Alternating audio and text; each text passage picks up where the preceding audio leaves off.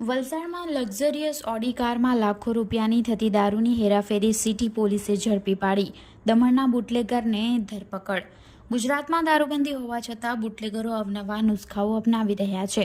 હવે સામાન્ય ગાડીઓને બદલે પોલીસની નજરમાંથી બચવા માટે બુટલેગરો લક્ઝરિયસ કારનો ઉપયોગ કરી રહ્યા છે. વલસાડ સિટી પોલીસે બાતમીના આધારે ધરમપુર ચોકડી પાસેથી એક શાનદાર ઓડી કારને અટકાવી હતી, જેમાંથી લાખો કિંમતનો વિદેશી દારૂ મળી આવ્યો છે.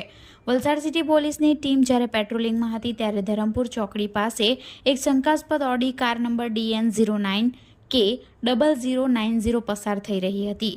પોલીસે કારને રોકી તપાસ કરતા તેમાંથી વિદેશી દારૂની નાની મોટી કુલ 716 બોટલ મળી આવી હતી. તપાસમાં બહાર આવ્યું છે કે આ દારૂનો જથ્થો દમણથી સુરત તરફ લઈ જવામાં આવી રહ્યો હતો. પોલીસે ઘટના સ્થળેથી દમણના મશાલ ચોક વિસ્તારમાં રહેતા બુટલેગર અમિત કુમાર મૃત્યુંજય રોયની ધરપકડ કરી છે. આરોપી પોતાની મોંઘીદાટ કારમાં દારૂ છુપાવીને હેરાફેરી કરતો હતો, જેથી કોઈને શંકા ન જાય.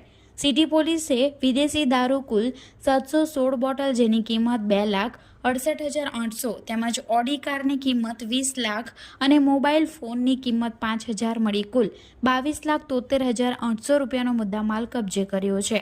વલસાડ સિટી પોલીસે પ્રોહિબિશન એક્ટ મુજબ ગુનો નોંધી આરોપીની વધુ પૂછપરછ હાથ ધરી છે અને આ દારૂનો જથ્થો ભરાવનાર અને સુરતમાં કોને પહોંચાડવાનો હતો અને આ નેટવર્કમાં અન્ય કોણ સામેલ છે તે દિશામાં તપાસ તેજ કરી છે.